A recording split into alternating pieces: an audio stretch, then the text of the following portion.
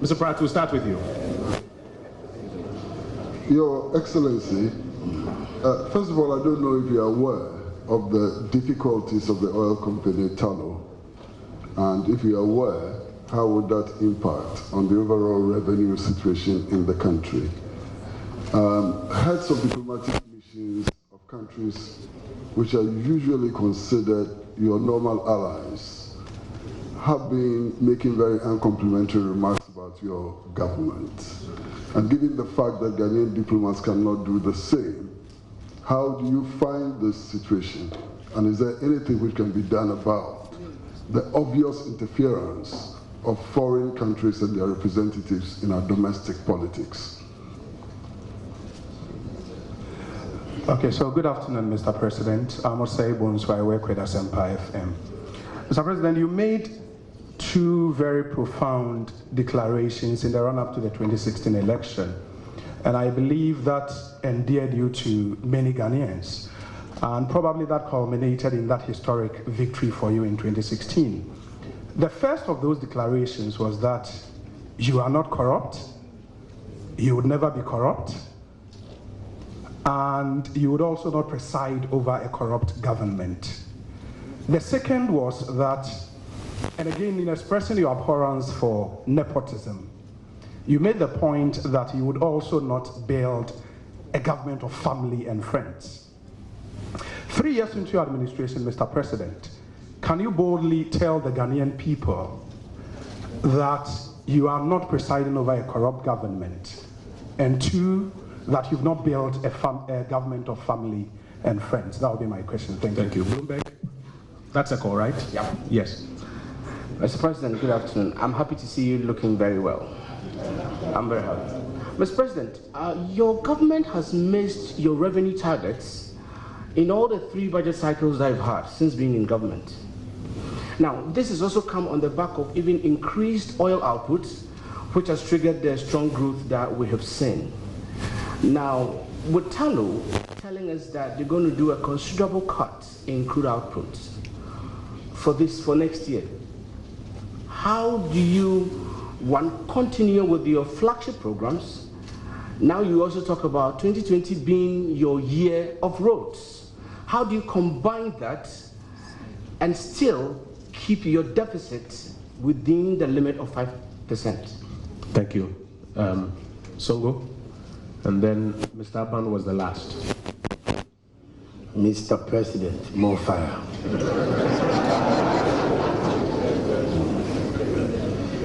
The free education, fantastic.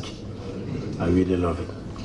Now, Black Stars coach Akwesi Appiah was given a target to win the Nations Cup. He failed. His contract expired this month.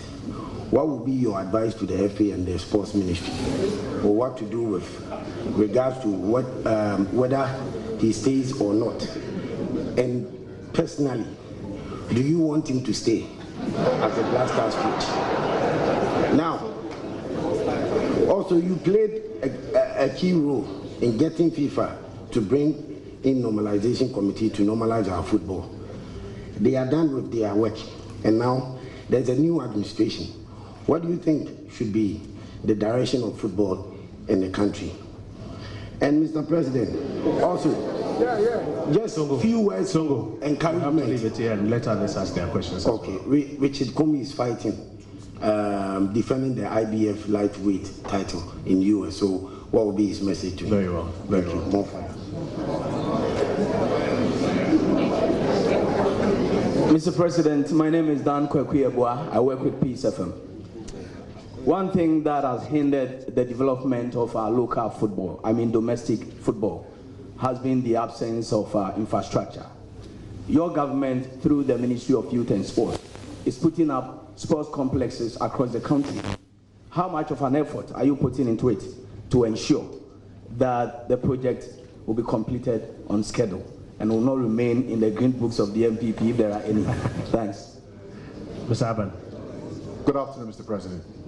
In July 2017, you were appointed the EU Gender Champion. Drawing from the wisdom of the proverb, charity begins at home. It's been 2 years and 5 months since that appointment.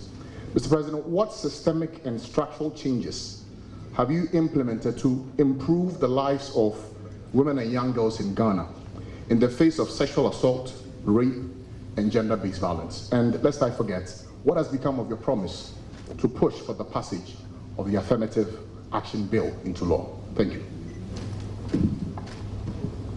Good afternoon, Mr. President. My name is Frank Brefo. I work with Division 1 FM. Per the rundown you gave on prosecutions and corruption, I just want to ask if you are satisfied or happy with the work of the Special Prosecutor. And finally, Fortune. Thank you very much. My name is Fortune Alimi. I work with Daily Guide. My question is just a follow-up to the Special Prosecutor. The Special Prosecutor is over 1 year, and the report suggesting that he has so far is dealing with only 2 issues or 2 cases. And the Special Prosecutor himself has come out severally to say that your appointees are not cooperating with him. How are you going to get them to support his operation? Thank you very much. Thank you. Mr. President. Thank you very much. Well, the Special Prosecutor. He made these statements some time ago. I haven't had them repeated recently. And I'm assuming from that, therefore, that the directive that I gave of cooperation is working. But I've made it clear to the Special Prosecutor that if ever there are some kinds of obstacles or barriers that I can help jump and overcome, of course I'm ready and willing to do so. I've not had an opportunity to discuss anything with him in the last few months. I know he's doing his work. He's supposed to be an independent person. He is an independent official. And I'm reluctant to be attempting to micromanage or get involved or be seen to be meddling in his remit. He's a very experienced public official. He's getting on with his work. And all of us will be judges of the quality of that work. So that is what I would say. And it means that, do I say I'm happy or unhappy with his work? He's getting on with his work. That's all I can say. The Affirmative Action Bill has been a very controversial bill. It's gone through several ups and downs, and we're hoping that we're now at the last stage of its movement.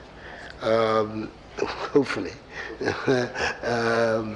It's due to come back to Cabinet again. There's been a recent round of stakeholder consultations on it, and it's due to come to Cabinet again for final review before it is sent back to Parliament, hopefully, for enactment. So that's where we are.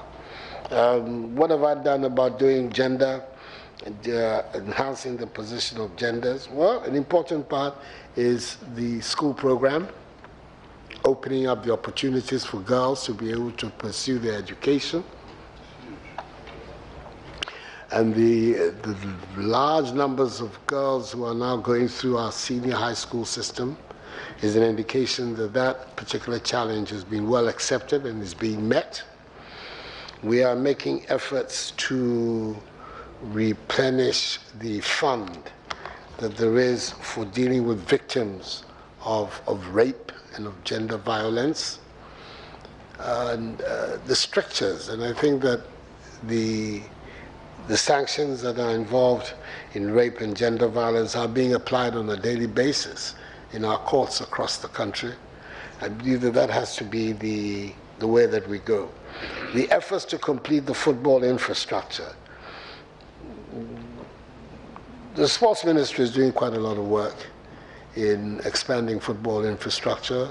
Stadia are going, mini stadia are being built across the country, and the efforts are being made to make sure that what we have now is in good stead.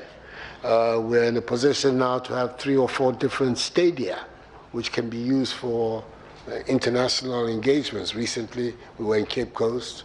Tamale has had one, Kumasi has, and Accra has, and that in itself is a hopeful development. The message to Joseph Kony has to be win the title for Ghana. All of us have to encourage him to do that. The direction of football, I would prefer the direction of football to be handled by the Ghana Football Association. I believe that a fundamental requirement of the FIFA constitution of the world is that politicians and governments stay away from football administration.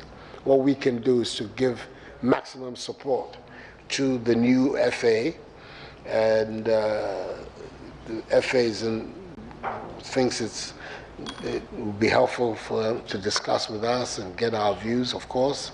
I'm very much available to it.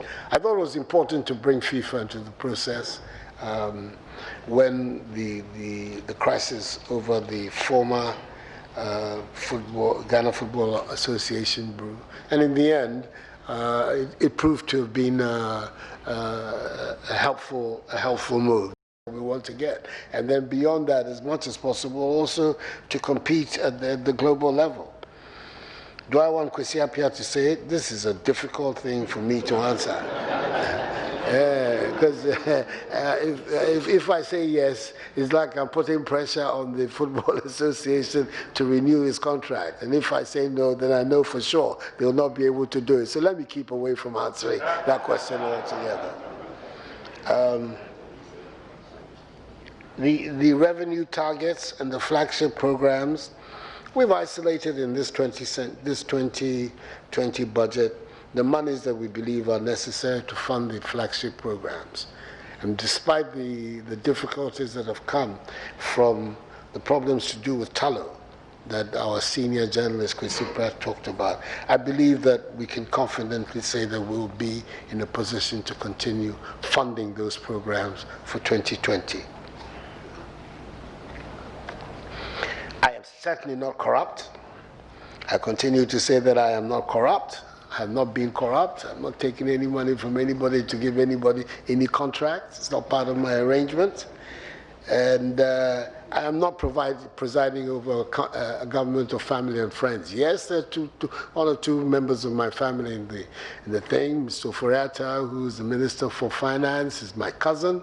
He happened also at the time to have been the person responsible for the NPP fundraising drive. Nobody made any criticism of him when he was in that position.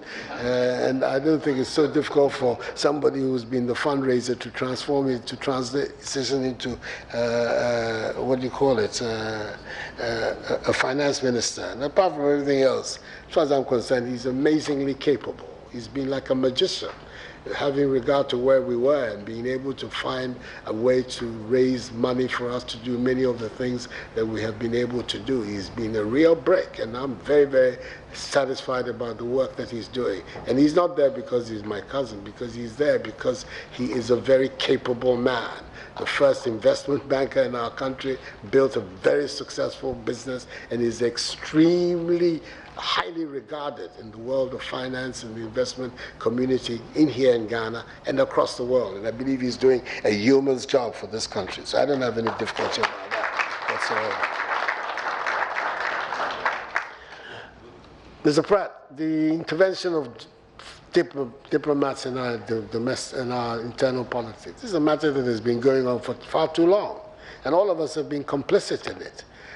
It may be that when people like you start raising these issues, it would enable us to do something. Because for myself, I think it is improper. I mean, it's not because necessarily the remarks are being directed at me that some of it, as far as I'm concerned, is also on the basis of misinformation. But that is neither here nor there. But I keep wondering, and I wonder whether the High Commission in the Netherlands, or the ambassador in the Netherlands, or in Denmark, or in England, or France, would be the foreign offices of those countries would look very kindly upon them taking a position on internal domestic issues. But then we know from the world that we have, that there's one law for some people and another law for others. And so that is the world in which we're living. And we have for the time. But I believe it's a genuine issue that is being raised. And we should all contribute to the debate on this matter.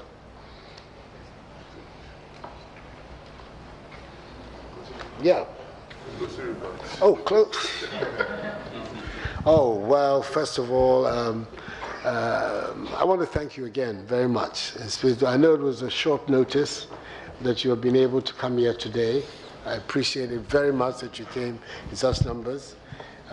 It allows me every now and then to see people with whom I used to eat regularly, but who no longer find it necessary to come and visit me, like Kwesi Prez. My good friend, Kwesi Prez.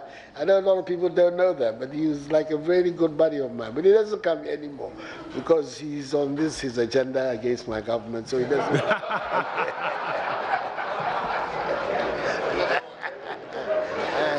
Anymore. But nevertheless, it's excellent. I'm so happy that all of you came. Let us continue this dialogue amongst ourselves. It's about the future and the welfare of our country and the welfare of our population.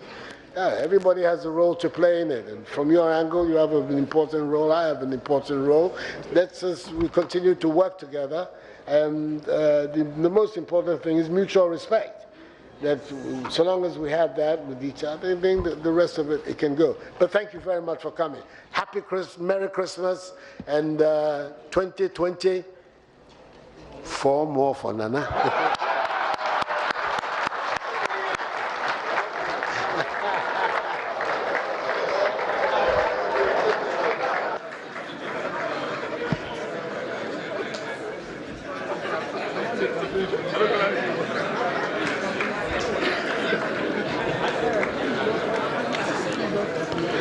Mr. President, first we want to thank you for your time and for your responses to the queries that came up this mid-morning to this afternoon.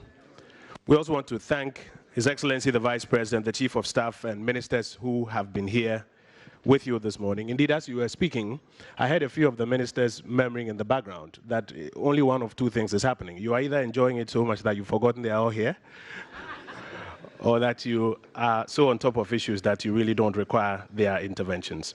But we're grateful to all who joined the President here. Colleague journalists, we also want to thank you for coming. As I'm sure you are aware, within the time period, this is all that we can take in terms of questions. But we are very much grateful that you joined us today for this media encounter. When we rise and we take the national anthem, His Excellency the President would stay with us very briefly to exchange Christmas pleasantries with us while we stay for the reception, and then he attends to other matters of state.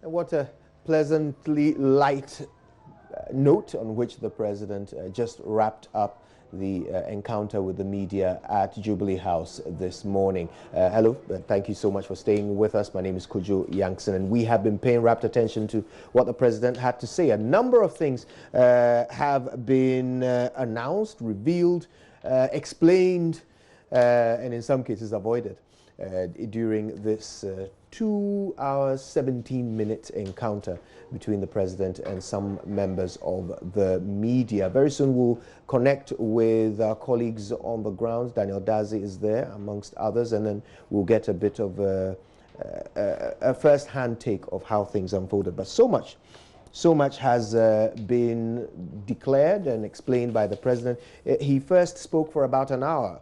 It appeared to be an address that wasn't being read from a sheet, but certainly was well prepared by the President. He talked about how we are still a poor country, that the description of middle income is no longer accurate. We're not a middle income country.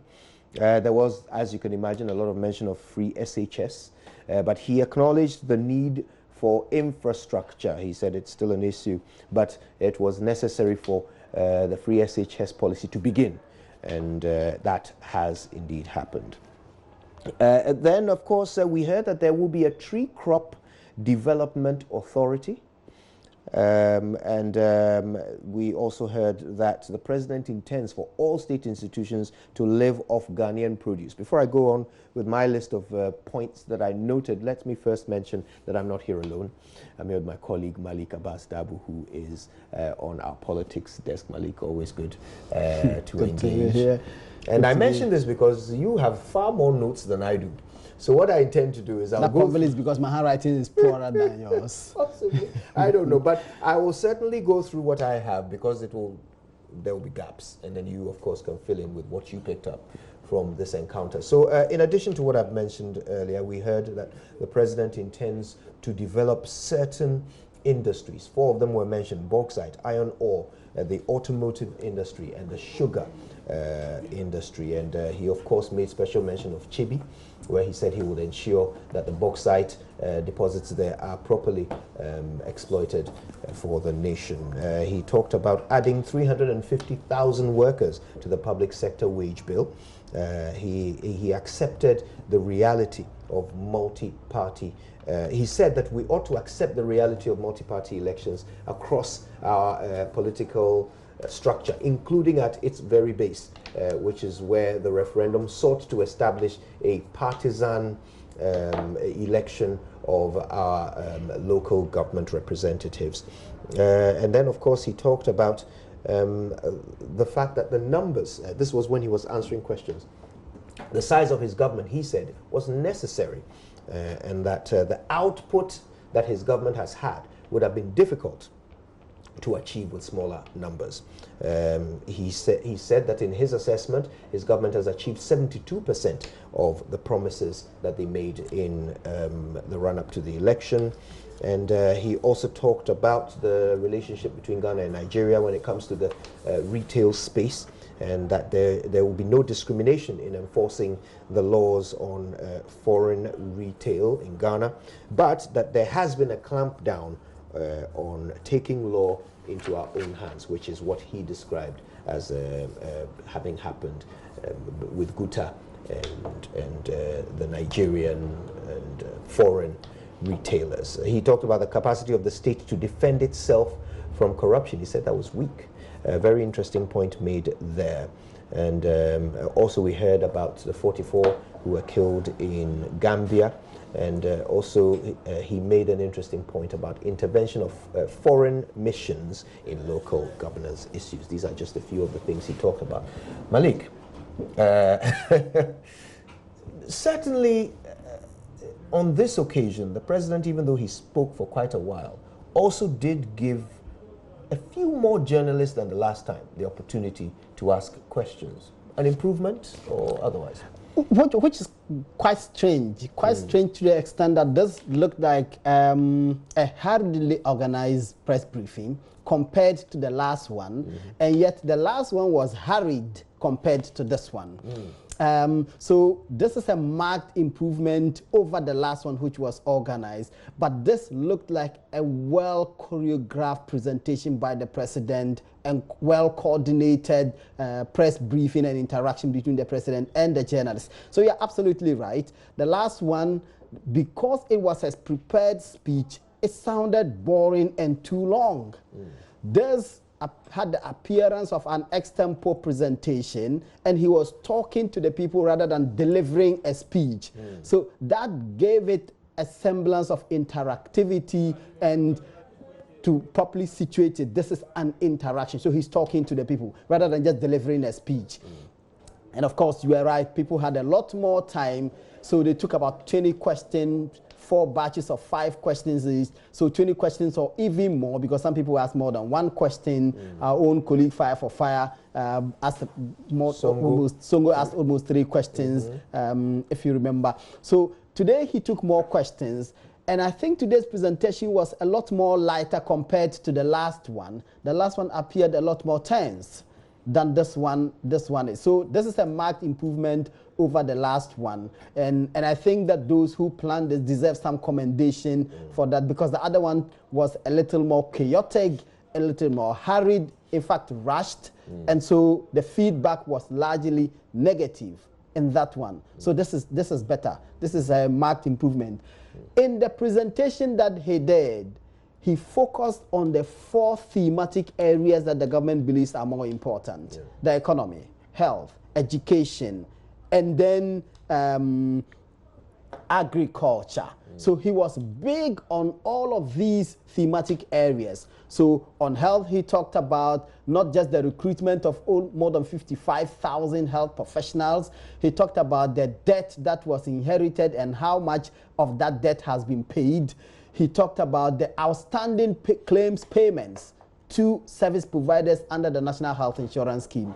I believe that some of the health providers will have concerns about the claims that he has made, particularly relating to the 5 or 6 months outstanding that he talked about. Yes. Because if you talk to the service providers, they will tell you that even though it's up to September, sometimes June this year, there are some other previous months that had not been paid.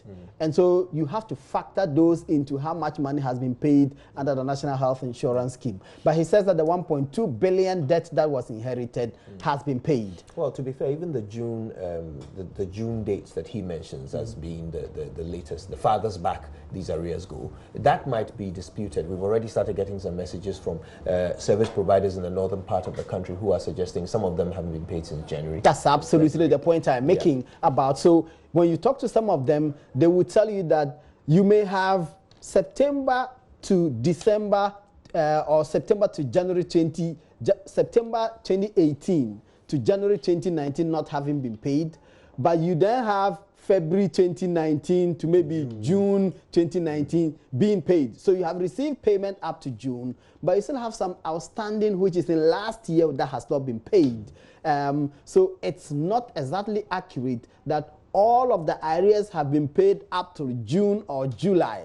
Then you can say that a large chunk of the debts have been paid. But he makes the point that that 1.2 billion which was inherited, he claims all of that has been paid.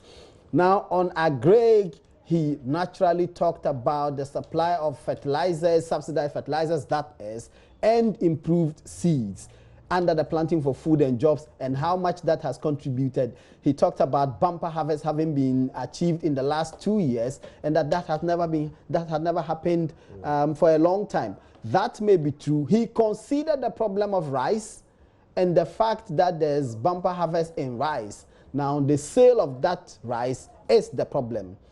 He talked about buffer stock company and commodity exchange company too, which is supposed to buy the rice. The reality is that none of those companies is buying. Yeah. So government provided the subsidy, the people produced. Now the sale of that produce has become a problem. So it's commendable that he says from January next year, all state institutions will consume food produced locally. I think that will be significant, massive progress in terms of our determination to reduce import dependence and to encourage local production. Yeah.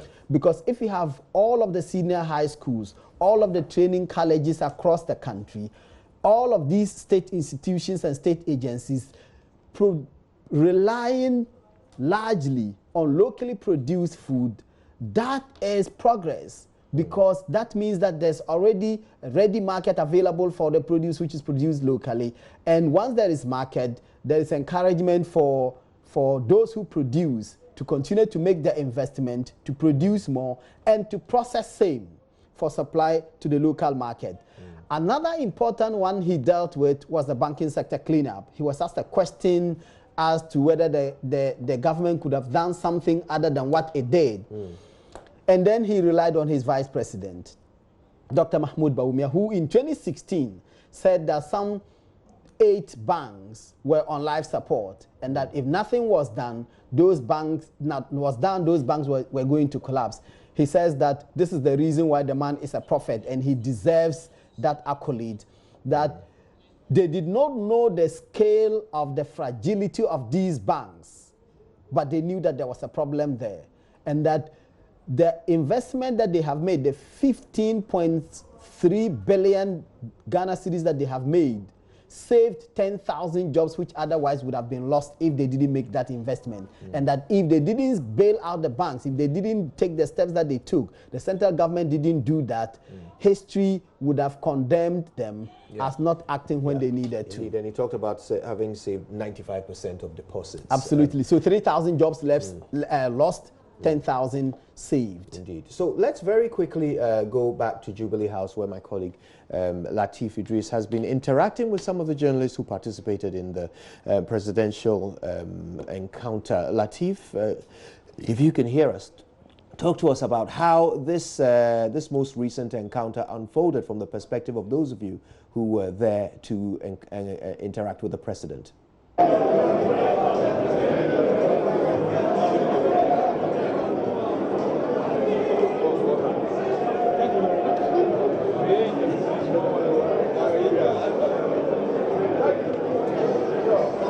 I'm hoping you can hear me, Lateef. There is quite a bit of noise where you are, but I hope you can hear me. We're asking you to tell us from the perspective of those of you who are on the ground how this most recent encounter has gone for you. Yeah, so Kojo, we are here at the banquet hall at Jubilee House, and the president just finished addressing the media. A lot of issues came up. I'm joined by some senior journalists who are going to give us their own scores as far as today's media encounter with the president is concerned. I have a freelance journalist, Manasseh Azure Arene here, and our senior journalist here, Kwame Edinkra of Pure FM. Let's start quick one, scorecards. How much or what is your rate for the president today? I think I'll rate him 50%, and it would have been higher if he had not taken too much time to speak, because this is a media engagement, and the complaint has always been that the president talks too much. And so for the first 1 hour, you have him talking. The remaining hour, he did most of the talking, about 70 to 80% of that time too. So that is my problem. Otherwise, the questions are okay. And you're giving him? I give the president 50%. 50%? Yeah. Scores? Manasseh is very stingy with marks. I'll give him about 80.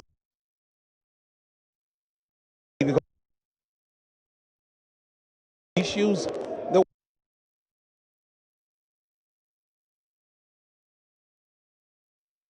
We have to apologize. We need to fix a problem with our connection, and then we'll bring you the rest of that interaction between Lateef, Manasseh, and Kwame Edinkra. There will be more that will engage Lateef on today's press encounter.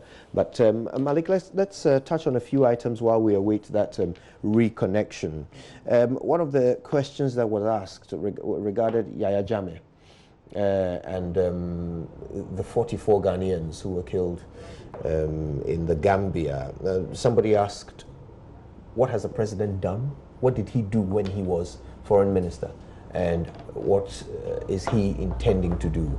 The president spoke about an interaction he has had with the new president, Barrow, where he's asked what's going on, and the president says, give us more time. But for those who have been, following up the story since it happened in 2005, there has always been that impression that we always knew.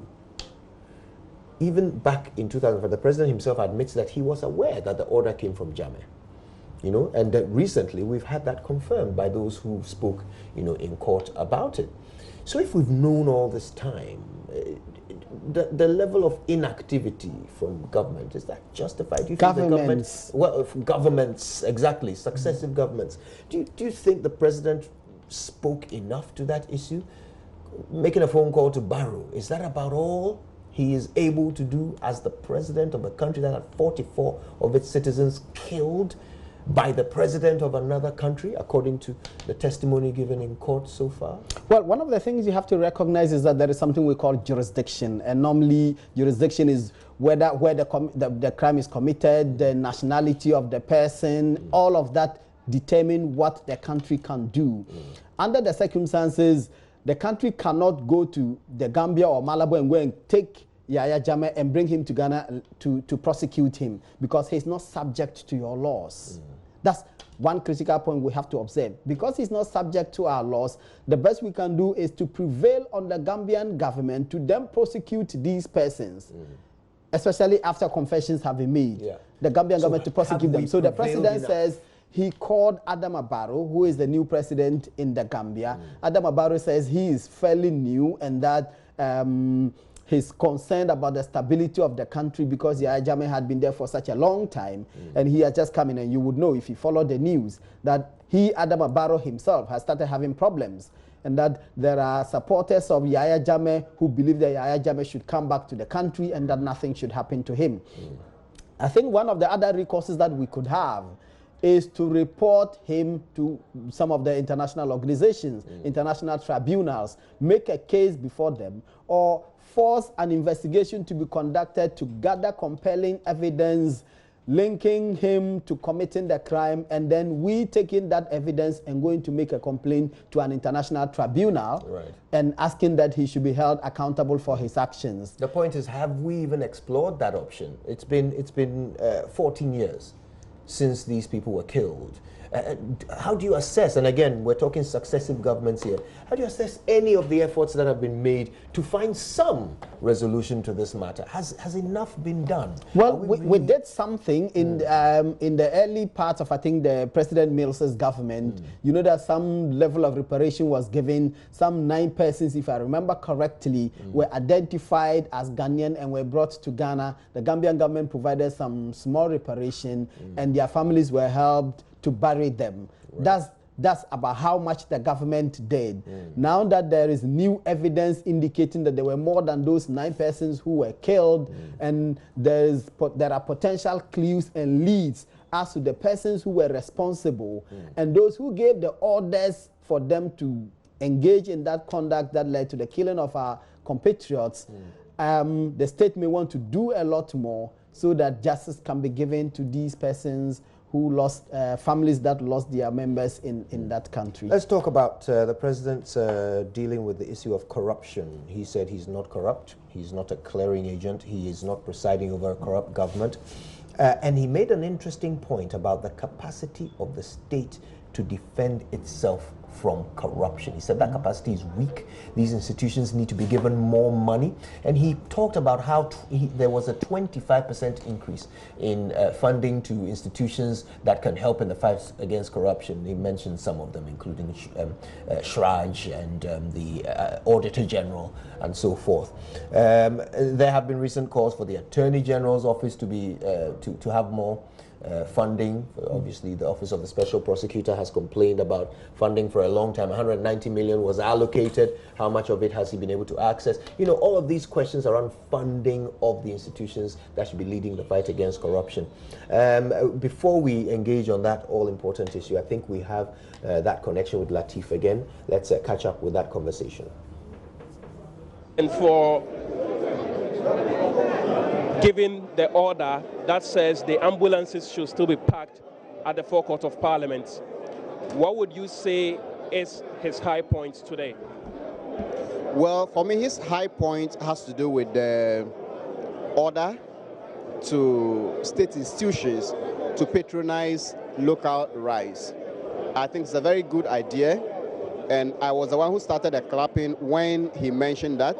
I noticed you clapping. Yes. So if we're able to get schools, hospitals, and all these state institutions to patronize made in Ghana products, local rice, our maize, and other products, it is the surest way of telling the teeming youth out there that you can go and farm and there will be a ready market for your products. So I think that's very, very good. And your low point again is?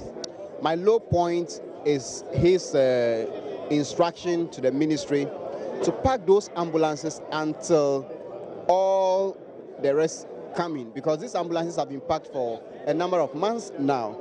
And as we speak, there is somebody, a pregnant woman, who is being carried on a motorbike to the hospital.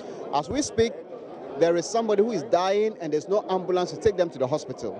So if the excuse is that others who would not get theirs with the first distribution will be angry, the question I'm asking the president is, Bolgatanga and then Bolgatanga and Wa do not have a third road connecting them. But that has not stopped road constructions from happening all across the country. So all that I think they're doing is to get all the ambulances, have a fanfare, but that will be irresponsible on the part of the government because some people are going to die by the time they finish that fanfare. And what is your low point as far as today's encounter? Let's start with the president, your low score. I don't recollect any low point, but I thought probably you could have elaborated a bit on the fiscal policies. Okay, today we have the finance minister here, we have the vice president who is also the head of the economic team.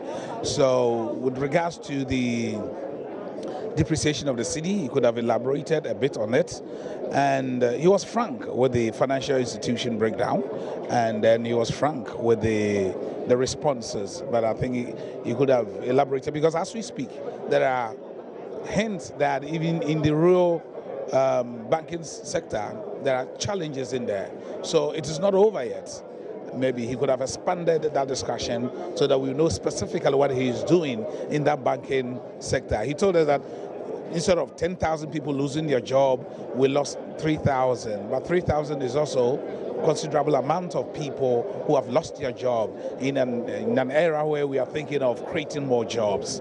So yeah, these are areas that I thought probably he could have elaborated a bit. So you don't have any low points as far as the president? Manasseh mentioned that the president said he has given the order for these ambulances to be parked at the forecourt of Parliament. Pregnant women are dying. And you find it pleasant? No, it's not a pleasant story. It's not something that we could say that it's a pleasant story. But he is the president, and he feels that he doesn't want anybody to blame him, because the promise was that he will give each constituency an ambulance. Okay, and he doesn't want a situation where the ambulance are not complete. So, and the time that he made the promise, there was no timelines to those promises. So we are still waiting. Well, even when we get the ambulance there, that doesn't really mean that people will not die. People will die anyway, and it's not everywhere that you can get ambulance. Even one ambulance for one constituency or one district will still not be enough. We still need more. Okay, it's a directive from the president, and he's the commander-in-chief, and he says that this is the decision. Whether sometimes you're pleased with the decision or you have a different opinion to that decision, that's a decision that he took as a president. That yes, I decided that I want to give each constituency or each district an ambulance. The ambulance are not yet ready.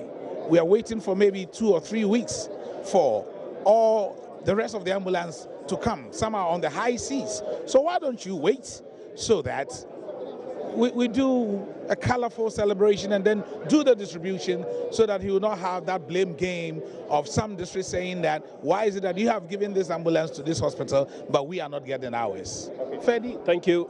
So we would want to wrap up, and I'm going to ask you your final words. Finally, I would like to say thank you so much, Joy. You've been doing a fantastic job. And I'd like to thank once again the presidency for giving us such opportunity. And I'd like to... Latif Idris there, interacting with Kwame Dinkra and Manasseh Azuri-Awini. And they brought up that rather interesting point, the president making this explanation of the parked ambulances, saying that he's actually waiting until he has enough ambulances for each constituency to get one before he distributes them. Manasseh makes the point about how this means that people are dying, people who could use these ambulances are dying, because the president does not want to allocate the ambulances to some and leave others to wait for the remainder.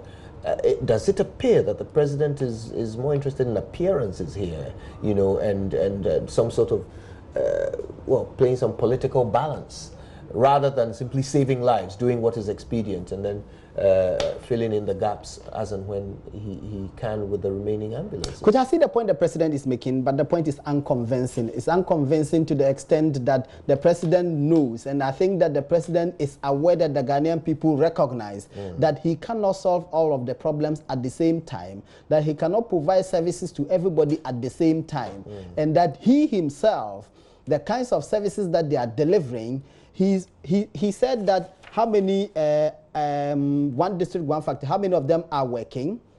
Not all the districts have their factories working. The rest of the districts that don't have them are not beating drums and saying, why did you build this one first before you are coming to build ours? 26 of them are still being constructed. 85 of them are working, or 85 or 81 of them are working. So it's a gradual process. 58 of them actually are operating. How many districts do we have? We have more than 200 districts, more than 260 districts. You have 58 districts having their factories operating. The other districts don't have their factories. Some are still under construction. 26 of them are nearing completion. You are giving yourself first, second, or third quarter next year to have those 26 of them also going into operation. So why is it that when it comes to the factories, we recognize that we can't build all the factories in all the districts at the same time? In the case of the ambulances, we want to do so. We want to distribute all the ambulances at the same time. But that is not even the problem. What the president has said as the reason why those ambulances are not being distributed is in stark contradiction to what the health minister Akuffo-Addo told us on the Super Morning Show. When Akuffo-Addo came to the Super Morning Show, he said that those ambulances are not entirely ready. In fact, that statement itself was actually in contradiction to something the minister himself had said earlier in Parliament. He had said what the president is saying now, that if they distributed those ambulances, the districts whose ambulances have not arrived yet would complain. Therefore, they thought it was a rather sensible decision to keep them and wait for the others to come so that they would do the distribution at once, which is exactly what the president is saying. When he came on the morning show and was asked, he said the ambulances are not ready, and that the National Ambulance Service had gone to see some of the ambulances, not all the fittings were in. Now you have the president saying something which is contradictory to what the minister is saying. So we are unclear as to exactly what the reason is. I am tempted to believe what the president is saying. Well, and whilst I see the point, this is the second time we're hearing it. Absolutely. So once I see the points, I think it is difficult to convince anyone that this is a convincing decision, that you have ambulances which have been packed for weeks and you are waiting for other ambulances to come when they are in need. If they were not in need, then you say, okay, let's just wait. But they are in need. Indeed. Let's reconnect with Latif. He's now speaking to the president of the Ghana Journalists Association, Afil Moni. Came here with lingering concerns over the quality of last year's encounter. Indeed, the media community in general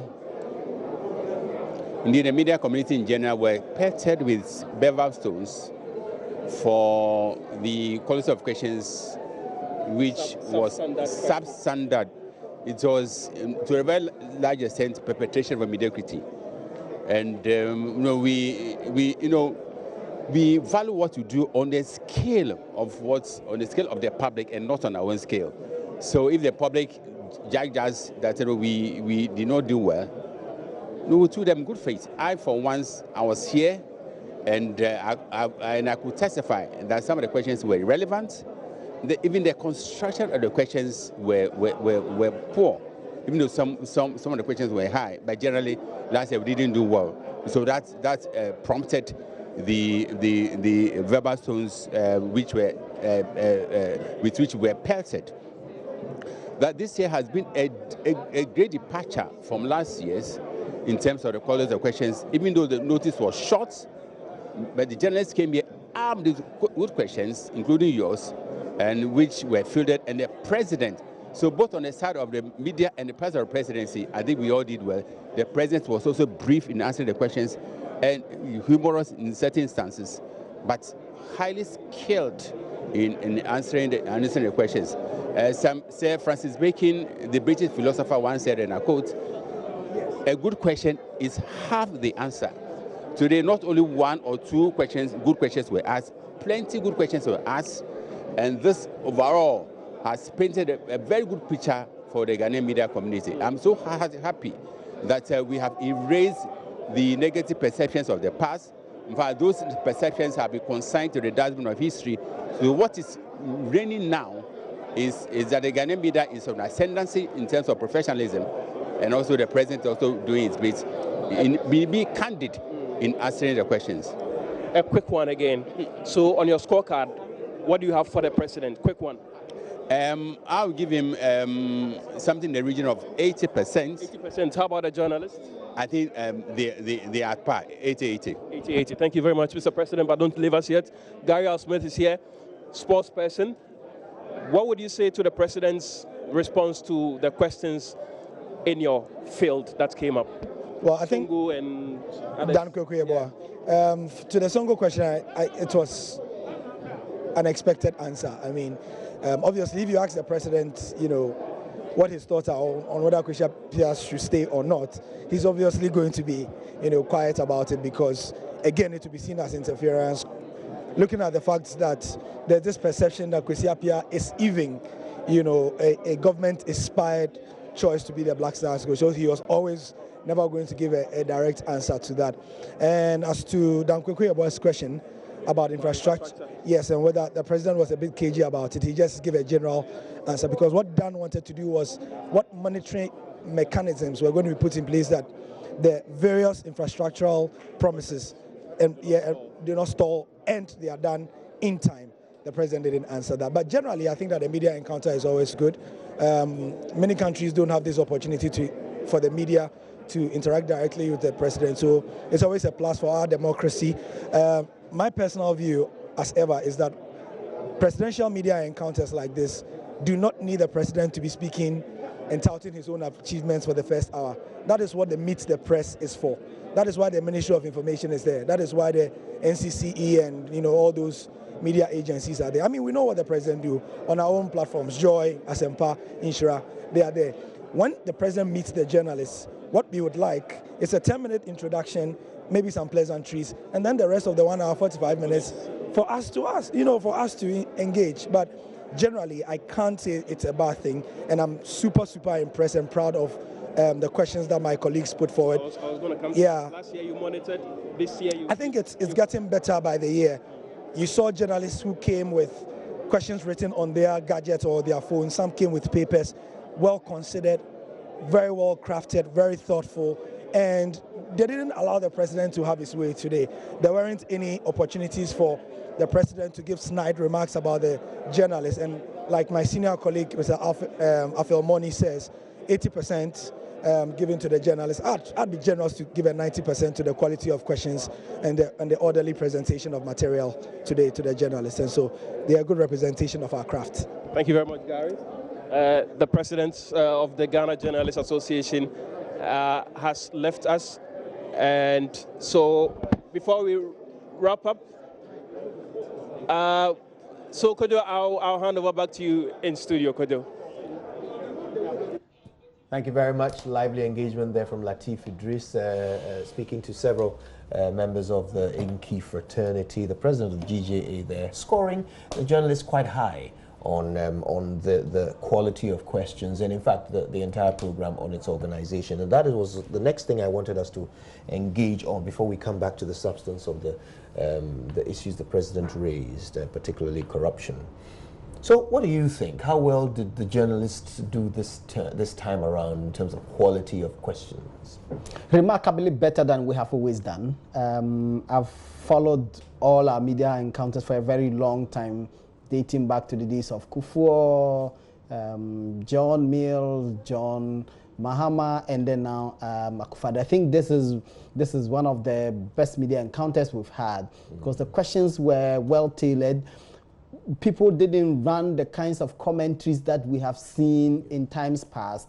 But even more importantly, we didn't see a lot of praise singing, something which has always bedeviled our press encounters. Somebody liked his shirt, but that was about it. Yeah, but absolutely. So I think that in the quality of questions, the manner of delivery, the confidence level, I think a lot of things went well for this encounter, particularly also because the notice was quite short, and there's a recognition of that as well. So you have a favorite question?